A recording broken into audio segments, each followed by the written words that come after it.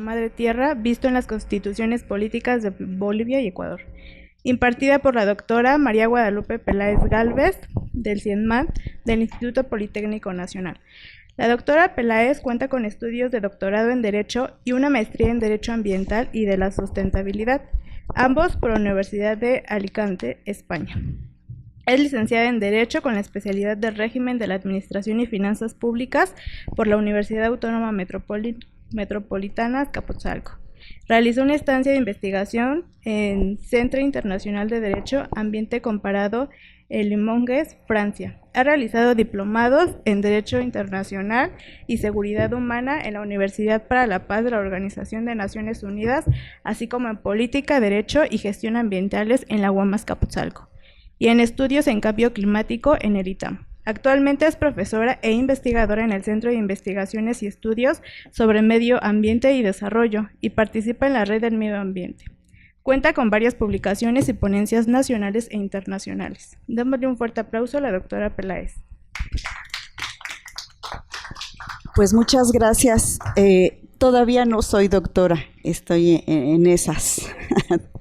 Pues muchas gracias, muy contenta de volver a mi casa un año después. Hace un año estuve en este mismo foro, pero venía desempacada de Francia, entonces vine a terremotos, inundaciones, todo lo que ustedes ya saben, y qué mejor que vivirlo en familia, ¿no? Pues bueno, no es que me traten mal en el Politécnico, pero es mi casa, así es que estoy muy contenta espero aportar en estos pocos minutos algo de lo que he indagado en el mundo, y digo indagado en el mundo porque mi tema es la defensión del ambiente, y es que me llevó ese viajar a Bolivia y Ecuador esta vez. ¿Por qué? ¿Por qué me interesa y por qué se los presento? Porque si miramos finalmente el ambiente, pues es donde se van a desarrollar o no los efectos del cambio climático, que ya sabrán que no todos son negativos. Pues empezamos. Voy a empezar por la Constitución de Bolivia. ¿Se escucha bien? Porque yo a mí misma no me escucho, ¿sí? Bien. Entonces, fue promulgada en 2009, veremos que la de Ecuador fue antes, pero por razón que desconozco lo puse en el título así es que respeto ese orden, no tiene otra mayor consecuencia.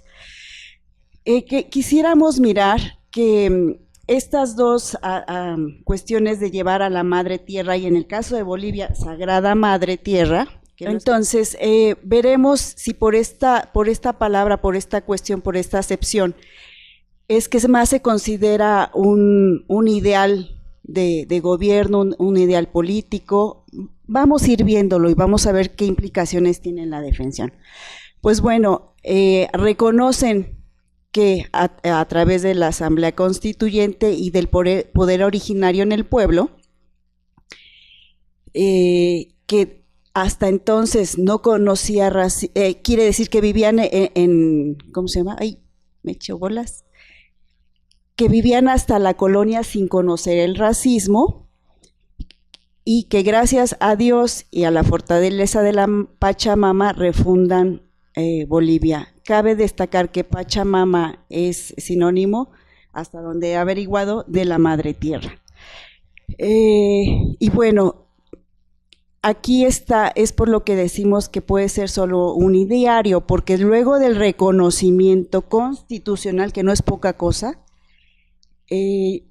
quieren ellos vivir el vivir bien, que es una palabra, el sumac causau, de origen,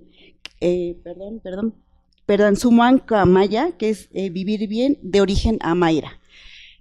¿Y qué se pretende? Pues buscar el vivir bien respetando pluralidad económica, social, jurídica, política, etcétera, en convivencia colectiva, el acceso a agua, educación y trabajo. Pero quisiera dejarles esta idea de pueblos indígenas, originarios, campesinos, comunidades interculturales y afrobolivianas, porque una de las críticas que se ha hecho a esta promulgación es que hace este segmento de la población, a diferencia, les voy adelantando, de la ecuatoriana, que habla solo de población de ecuatorianos y ecuatorianas. Esto ha hecho ruido y más adelante intentaremos vislumbrar. Bueno, entonces nos va a llevar, dijimos, a vivir bien. Como he señalado, se refiere al sumac Camaya, que es vivir bien, y que los principios básicos es no seas flojo, no seas mentiroso, ni seas ladrón. ¿Qué pretende? Pues garantizar el aprovechamiento responsable de los recursos naturales e impulsar su industrialización. No está hablando otra cosa. Sumay Kumaya, vivir bien, va en el sentido de aprovechar y propone una mejor redistribución, pero no, en lo que indague, no propone cómo. Entonces, se autoproclama como otra opción al capitalismo, pero en realidad, conforme vayamos viendo, no aporta el cómo. ¿Ok? Ahora bien, ¿qué encontré en la Constitución respecto del cambio climático, el ambiente y la extracción? Pues bien, como hemos visto en las anteriores presentaciones, bueno, desde el inicio, pues bueno, trae lo clásico de la protección, las medidas de mitigación en casos de desastres naturales. Y llama la atención que vuelva nuevamente respecto de sectorizar a la población. En el caso, por ejemplo, de las autonomías indígena, originario, campesinos, tienen competencias compartidas sobre el medio ambiente, sobre el control y monitoreo socioambiental de las actividades hidrocarburíficas y mineras que se desarrollen en su jurisdicción. Y ojo, respecto de las actividades de extracción, en el caso en que el Estado así lo desea, podrán ser explotadas. Entonces aquí me remití y me pregunté, bueno, si sigue el extractivismo, es lógico, el catastro de interés petrolero del Banco Mundial del 2012, 12, anota que es el 46% del territorio. Entonces, claro que su economía está basada en la extracción, y claro que tienen potencial, pero volvemos a la misma cosa. Sí vamos a respetar los derechos de la madre tierra, sí vamos a proporcionar un vivir bien, pero sigue estando aquí presente el tema de que la verdad no encontré otra cosa más que se siga basando en las actividades carboníferas y mineras. Bueno, indagando más, me encontré esta ley, la 071, que expresa, se promulgó un año después, que expresa conceptualiza la madre tierra como el sistema viviente dinámico conformado por las comunidades indivisibles de todos los sistemas de vida. Y otra vez, la tierra madre es sagrada. El objeto de la ley será reconocer los derechos de la madre tierra, y esos derechos se refieren a la vida, a la diversidad de la vida, al agua, al aire limpio, al equilibrio, a la restauración, a vivir libre de contaminación. Entonces, ¿qué tenemos hasta ahora? Seguimos pensando, o yo lo miro como un ideal del Estado, pero no hay remisión a derechos humanos y mucho menos fundamentales no están, sino, si ustedes estarán de acuerdo conmigo, solo es un modelo. Ahora esta ley, la 300, que es una ley marco, me resultó un poco más complicada todavía. Si pensaba que ya era mucho, no, porque si bien en sus valores, en la sacralidad, en el reconocimiento de los derechos, respeto, y en este apartado que se refiere a justicia climática, que es el único que encontré, que va en el sentido del concierto internacional de reconocer el marco de equidad y las responsabilidades comunes, pero diferenciadas ante los países, y que este argumento ha sido llevado a las cumbres por estos dos países y han logrado que se inserten en las convenciones internacionales. Pues bien, aquí tenemos otro problema, porque es una ley marco que no está contemplada en la propia Constitución, porque en el artículo 410, que se refiere a la jerarquía normativa de Bolivia, no está. Entonces ha tenido fuertes críticas por esa cuestión. Bueno, y luego esta misma ley Marco 300 tiene consideraciones respecto del cambio climático en el sentido del sistema de planificación integral, que mirará todo lo que hemos dicho, todo lo que ya sabemos de adaptación, mitigación. Pero la novedad que he encontrado es que se introduce, estima, es más, obliga que se haga acopio de los saberes y conocimientos ancestrales de las naciones y pueblos originarios. O sea, aquí hay otra exclusión, lo que les hablaba, de los impactos al cambio climático. Y, por ejemplo, Ceballos dice, bueno, si los conocimientos y los saberes, dejando al lado la investigación científica, han llevado a la protección de, por ejemplo, del Oriente, en la práctica no ha sido posible porque por ahí promulga, dice, hace referencia a un estudio en que precisamente son las comunidades con mayor deforestación, y claro, porque tienen interés petrolero. Pero ahora los campesinos o las comunidades originarias que se levantan han sido calificadas por el gobierno de Evo Morales como subversivos. Entonces hay un problema. Ahora bien, también hay otro detalle que no quisiera dejar de largo porque llama la atención para nuestro punto de vista muy occidental, pero es el siguiente, se refiere a que no se van a mercantilización de las funciones ambientales de los componentes de la madre tierra. Entonces yo dije, ¿cuáles serán? Pregunté en biología y tal, y entonces se podría decir que son servicios ambientales, una cuestión químico-biológica, pero no. Ello en el artículo 3 en el artículo 3 encontré que no serán considerados como mercancía, sino como dones.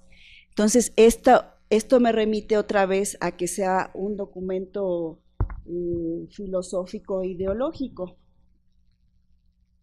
Y eso, perdón, antes de saltar a Ecuador, pues también se refiere en los dones del vivir bien, porque lo he perdido, pero el vivir bien sería saber cantar. Los valores serían saber crecer, saber alimentarse, saber danzar, saber trabajar, saber comunicarse, saber soñar, saber escuchar y saber pensar. Y en alguna parte se establecen como, yo lo digo un poco como mandamientos. De hecho, es lo que encontré en la literatura. Porque, por ejemplo, respecto a saber alimentarse, está incluido el ayuno a la madre tierra para que siga siendo bondadosa, que no está mal, insisto, pero en un texto constitucional que pretenda la protección ambiental en donde se desarrollan los efectos del cambio climático, sí que me dio que pensar. Y bueno, hay otra literatura, otra parte, Zaffaroni explica, que hizo una introducción a esta constitución, una crítica, que dice que no nos espantemos, que en Europa también está en la corriente de Gaia, por James Lovelock, respecto de, es un símil con la Pachamama, pero que los dos conceptos en Europa y en las Américas, y de hecho porque hay otra discusión, si esto es tan antiguo, si se está retomando de tiempos ancestrales, o se está modernizando, no sabemos qué es, y Zaffaroni dice, bueno, no se espanten, porque acuérdense que en México en el 17 se promulgó el constitucionalismo social, ¿no? Entonces, que no nos espantemos porque estas nuevas ideas, esta nueva promulgación, este nuevo constitucionalismo con la figura de la madre tierra, bueno, pues va en el sentido novedoso y en construcción. Claro, siempre decimos eso cuando estamos en apuros. Ahora sí, la Constitución de Ecuador. Entonces, fue promulgada en 2008, como vemos. En realidad fue la primera en promulgar los derechos de la madre tierra. Sin embargo, he encontrado diferencias sustanciales. Miren ustedes, en el preámbulo empezamos con ecuatorianas y ecuatorianos, ¿vale? No hay distinción, no se segmenta la población. La coincidencia, bueno, pues la coincidencia es alcanzar el vivir bien, el SUMAC, Kausai, no sé si así se pronunciará, pero significa al revés. En vez de vivir bien como vimos en Ecuador, aquí es buen vivir, solamente se invierte, ¿no? Esta acepción es de origen quechua. Y fíjense ustedes aquí una notable diferencia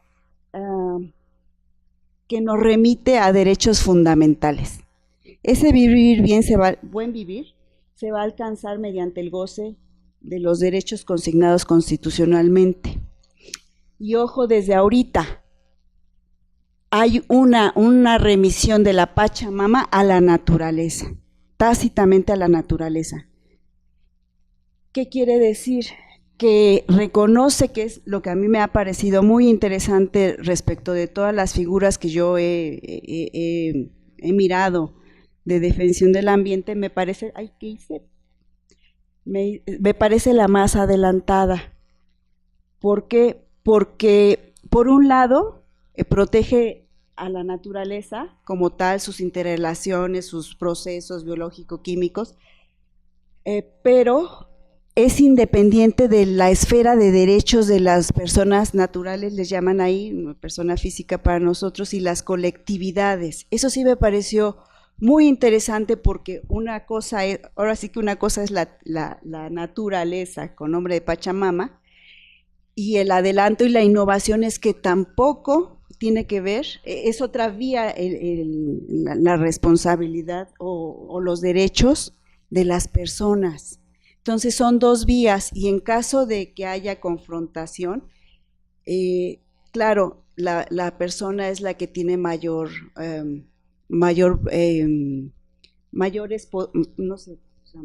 protección. Pero sin embargo ya esta para mí es una novedad importante, considéralo así, porque imagínense ustedes que entre el derecho de vivir bien a través del Sumai Kasai, está el derecho a la educación, a la vivienda, a la salud, al agua, ¿sí? Entonces estamos hablando de otras cosas. Aquí me parece que como hay remisión a los derechos fundamentales, entonces dista mucho del modelo boliviano que les he tratado de mirar, en lo que en mi opinión me parecía la remisión a un ideal, a un fin del Estado. Y bueno, en el artículo 71 está plasmado todo lo que les decía, que es independientemente el respeto de la naturaleza, e incluye ecosistemas, ciclos vitales, estructuras, lo que los biólogos dicen que es una visión completa de lo que podría ser una protección o podía derivar en una protección ambiental real. Por otra parte, son obligaciones del Estado y las personas naturales o jurídicas a la indemnización luego de que la naturaleza tenga derecho a la restauración. Y bueno, aquí les hago un comentario de las fotos, no lo he dicho, ¿verdad? Todas las fotografías que han sido mostradas son de mi autoría y fueron tomadas el mes pasado en Tlacotalpa, Veracruz. Me gusta, aunque no tiene que ver Veracruz con Bolivia, sí tiene que ver en mi búsqueda, ¿no? En mi investigación. Y aquí le llaman, como dato curioso, es una palmera cuyo tronco está en tierra firme, se desplaza por el agua y sale. Entonces, como dicen que todo el tiempo está en el agua, pues le llaman la palmera borracha. Y bueno, como he dicho, también remite como hace Bolivia a vivir bien, el buen vivir.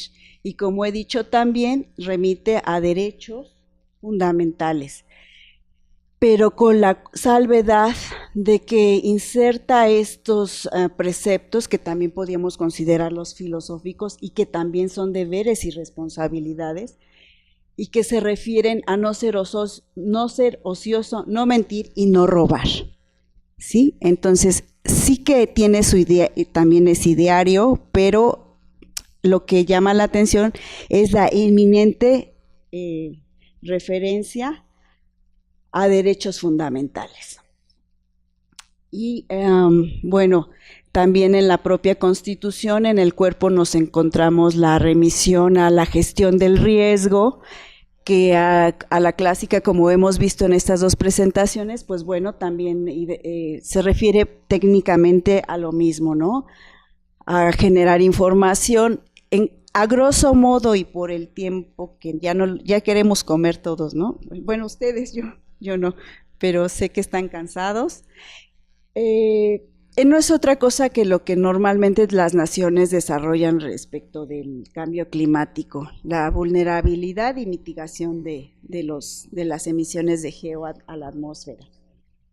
He puesto esta fotografía porque es la gestión del riesgo de 1935 en Tlacotalpa, Veracruz, que dicen que así salieron las vacas, todos salieron lanchas, y cotidianamente, bueno, no cotidianamente, cada por lo menos 30 años, no hay periodo para las inundaciones, como sabemos, pero se me hizo muy curiosa que en el restaurante más antiguo tuvieran todavía la referencia, porque lo viven, lo tienen presente siempre, respecto de su gestión del riesgo. Dicen que para esta última inundación hará unos pocos años, entonces sí, ya fue la Armada en barcos, ya no fue así, con 1935.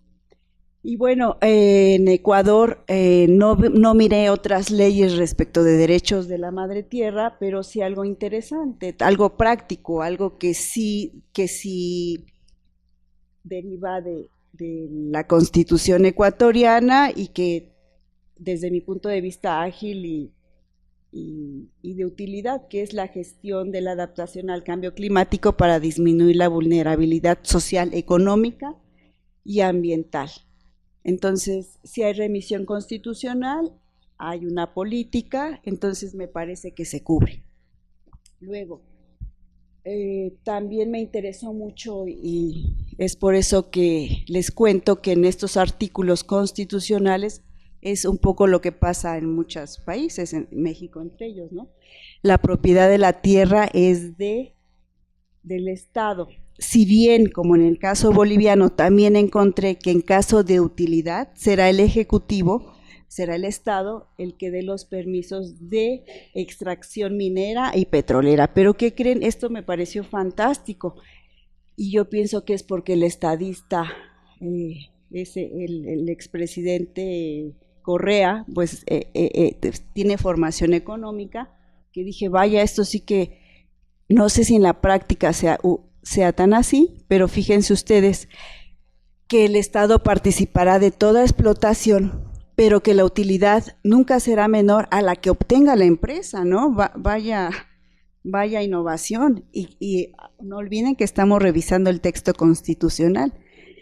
Entonces, en mi opinión, por eso es que el presidente en la COP16, me parece, Correa, dijo que él iba a dejar de explotar, no sé si se acuerden, tengan referencia.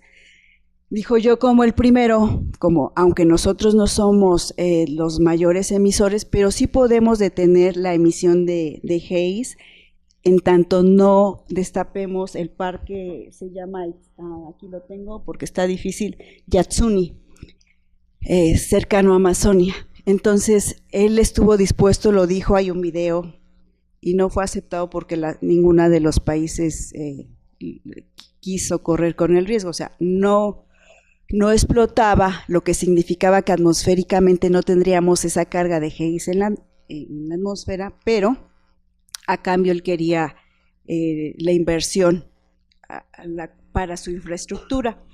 Porque otra cosa que no debemos de perder de vista es que tanto en el caso boliviano como ecuatoriano, insisto, no se habla de otra cosa más que de vivir bien o buen vivir, según sea el caso, pero no habla de otra manera más que la extracción, no está prevista otra manera. Entonces, sí que me parece que en esa ocasión en la COP el presidente fue valiente. Bueno, ahora ya no, porque ahora es Moreno, y quien acaba de decir Correa que pues más le hubiera valido que hubiera ganado la oposición, porque ahora se ha convertido su viceministro en su peor enemigo, su detractor. Y bueno, también la Constitución tiene las consideraciones del cuidado ambiental respecto de evitar la deforestación, de tomar las medidas transversales de mitigación al cambio, limitar las emisiones, etcétera. Ahora bien, encontré dos instrumentos que me pareció de oportunidad, que es la Declaración Universal de los Derechos de la Madre en 2010, adoptada por 35,000 personas en la Conferencia Mundial de Cochabamba en Bolivia, que eso, bueno, ya es algo, insisto, y como dice Zaffaroni, ya es un modelo en construcción, no sabemos bueno o malo a dónde va a llevar, si ahora es efectivo o no, si es ideológico o no. En el caso ecuatoriano está más fuerte, más sólido, pero sí estaría interesante que, para mi estudio, está muy interesante respecto de las formas y las formalidades para que tuviéramos una mejor defensión del ambiente, porque como siempre digo en mis charlas, nada menos y nada más estamos hablando de nuestro sustrato. Ni somos extraterrestres ni nada, ¿no? Somos de aquí, y es nuestra casa de la que se trata de proteger y cuidar para nosotros, entre todos los seres con los que compartimos. Y el otro es la instalación del Tribunal Ético Mundial en 2014, Tribunal Ético Mundial por los Derechos de la Naturaleza, donde se erigió con 7 o 9 jueces de los 5 continentes. Esto fue en Quito, y otra vez tenemos esto, ¿no? Bolivia y Ecuador en el tema. Los 9 casos que se aceptaron, entre ellos hay uno que nos viene a cuenta en este foro, que es el cambio climático. Y se denunció que lo que ya sabemos todos, ¿no? Pero es interesante verlo ya como tribunal. Se denunció que con el incremento del 2% de la temperatura global, 1/3 de los animales y más de la mitad de las plantas podrían desaparecer, así como la afectación de los ciclos del agua, que ya sabemos, porque ya a estas horas han de ser muy expertos, ¿no?, en todos los efectos.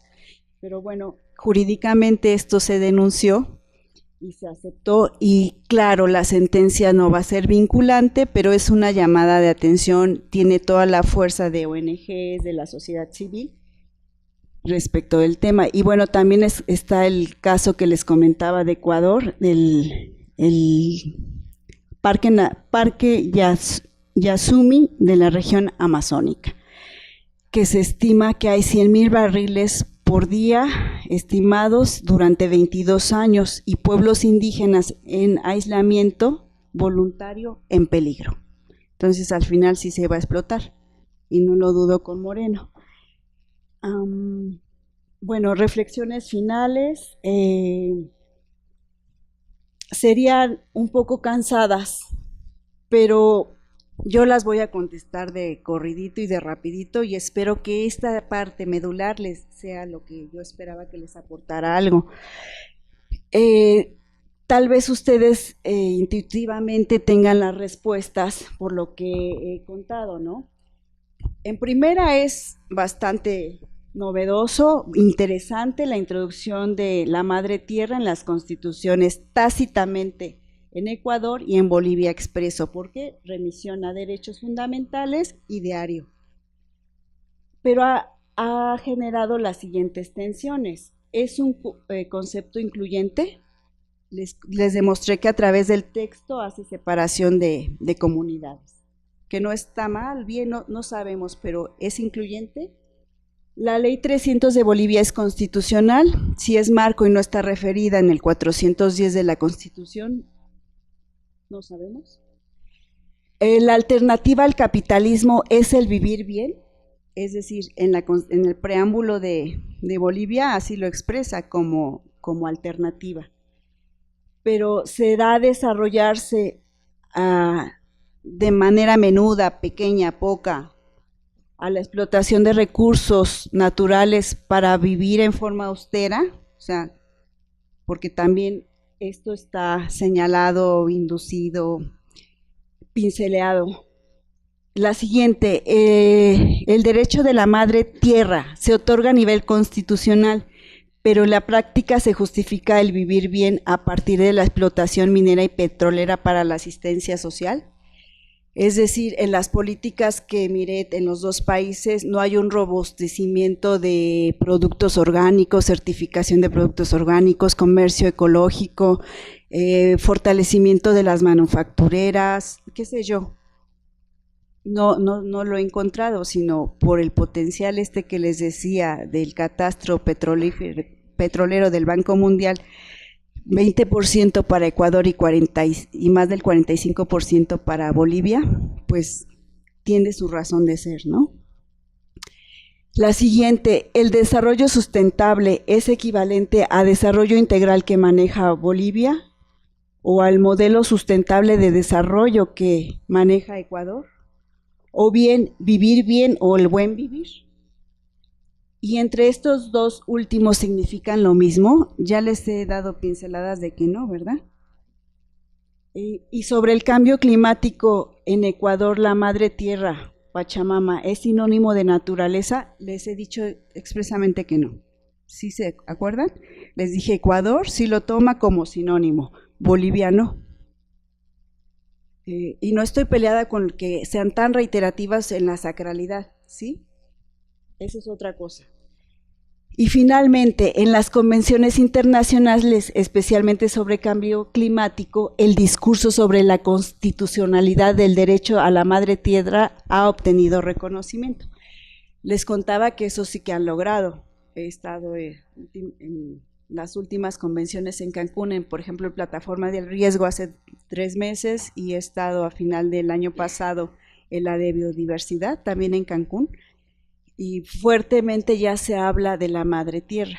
No es que ahí se me haya ocurrido el tema, pero dije yo ya lo tenía considerado este estudio, pero sí me llamó la atención que la fuerza indígena que ya se coló y que está bien a estas convenciones, y que inclusive el término acuñado de madre tierra no solo está en estas constituciones, sino que ya dio salto a la esfera internacional, con lo cual esperamos una mejor defensión, otra vía de la defensión del ambiente. No lo sabemos, pero al menos ya está en el aire, ya está en el tema internacional. Y pues muchas gracias. No sé si nos quede tiempo o haya algún sobreviviente a pregunta.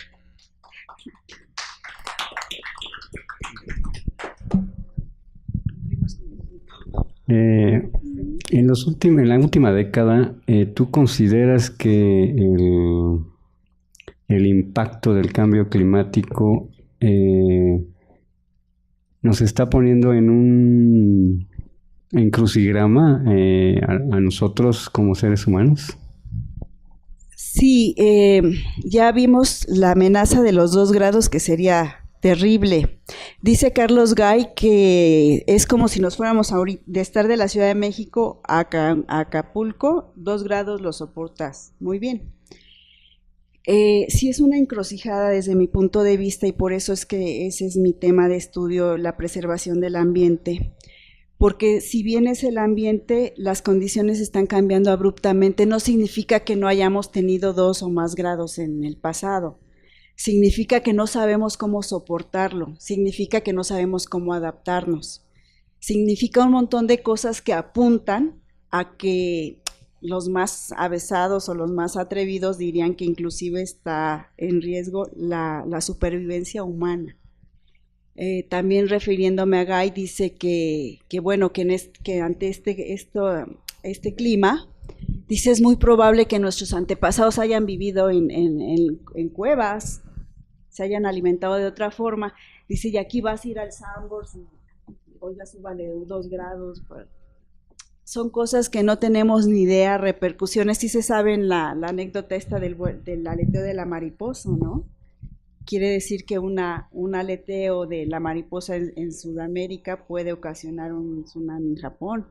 No sabemos, pero efectivamente no es para desanimarnos, es para seguir estudiando e influyendo y apuntalando a nuestros tomadores de decisiones, a que en verdad alguien preguntaba hace rato que cómo hacía, ¿no? Pues yo desde mi punto de vista es eso, apuntalar, gestionar, involucrarse, pedir cuentas y eso podría decirte. Sí, pero hay que hacer algo.